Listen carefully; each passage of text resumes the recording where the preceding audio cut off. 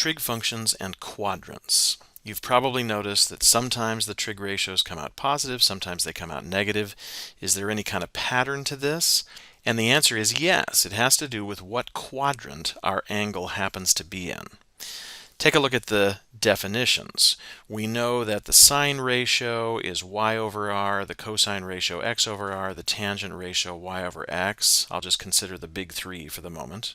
We know that the r value is always positive, which means the sign sign of the ratio will depend on whether x or y is positive or negative.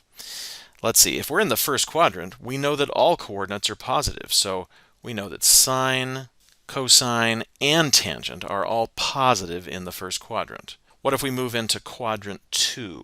Well, in quadrant 2, I'm still above the x-axis, which means my y-coordinate would certainly be positive, but I'm to the left of the y-axis, which means my x-coordinate would definitely be negative.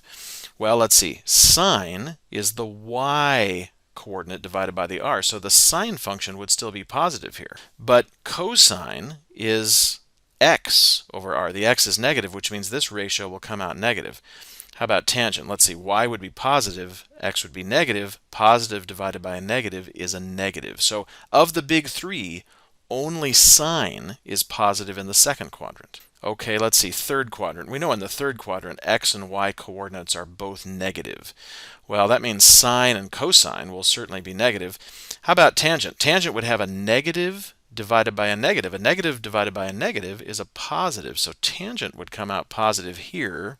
And then in the fourth quadrant, let's see, now we're below, so we know the y would be negative, but we are to the right, so we know the x would be positive. So sine is out, but cosine would be positive here with a positive x value.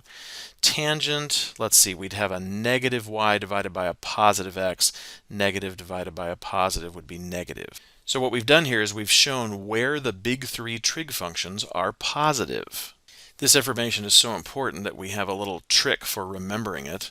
Going around in quadrant order, all the big three functions are positive in the first quadrant, only sine here, only tangent in the third, only cosine in the fourth.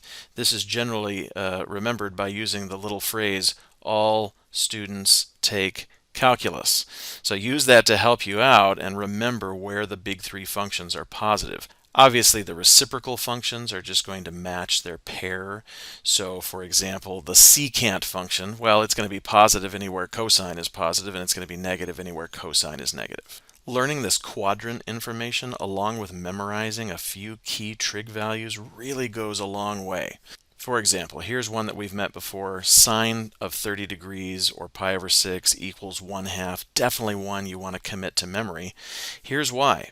Let's say we have some angle, I'll call it alpha. Maybe it spins around a few times and eventually it lands over here in the fourth quadrant. And we know that the reference angle for this angle is 30 degrees.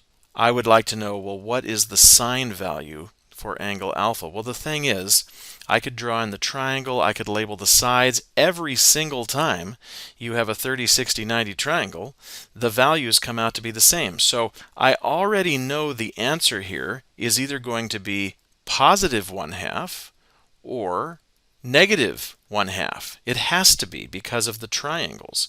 I'm in quadrant 4 here. Let's see, all students take calculus. Fourth quadrant, only cosine is positive. Therefore, the sine ratio must come out negative, and I know then that the answer is negative 1/2. Obviously, you should still be able to draw in the reference triangle and label the sides and so forth for a 30, 60, 90 triangle and see that the answer is opposite over hypotenuse negative 1/2.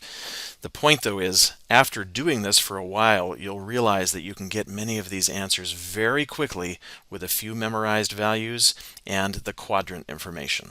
Thanks for watching.